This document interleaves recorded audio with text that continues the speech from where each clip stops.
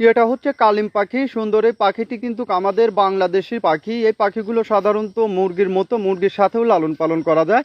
স্বভাবগত দিক দিয়ে এরা অনেক শান্তশিষ্ট এবং অনেক বন্ধুত্বপূর্ণ ব্যবহার করে। এরা সাধারণত কচি ঘাসের ডগা, ভাত, তরকারি, এমনকি তরকারির খোসা পর্যন্ত খেয়ে থাকে।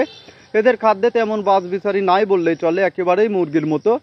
এরা কিন্তু মুরগির মতোই বাড়ির আঙিনায় ডিম পেড়ে নিজেরাই তা দিয়ে বাচ্চা ফুটাতে পারে। কালিম পাখি সাধারণত হাওর বা বিল অঞ্চলে এদের প্রচুর বিচরণ রয়েছে। বর্ষার সিজনে এদের প্রচুর দেখা যায়। বাড়ির আঙিনায় বাচ্চা করে এরা। বাচ্চা করে কিন্তু বাড়ির আঙিনাতেই খাবার বিচরণ করে, হাঁস মুরগির মতোই, হাঁস মুরগির সাথেই। সুন্দর এই পাখিগুলো তাদের সৌন্দর্যের কারণেই সারা পৃথিবীতে অনেক বিখ্যাত। একটি প্রাপ্তবয়স্ক কালিমের ওজন হয় 7 থেকে 800 গ্রাম পর্যন্ত এবং এদের পাগুলো অনেক সরু এবং লম্বা হয়ে থাকে। আর এদের গায়ের কালারটা একেবারেই মাল্টিপল কালার, দেখে একেবারেই অসাধারণ দৃষ্টিনন্দন। এই পাখিগুলো এশিয়া মহাদেশের জলজ পাখি। আমাকে ভালোবাসে লাইক সাবস্ক্রাইব করে দাও।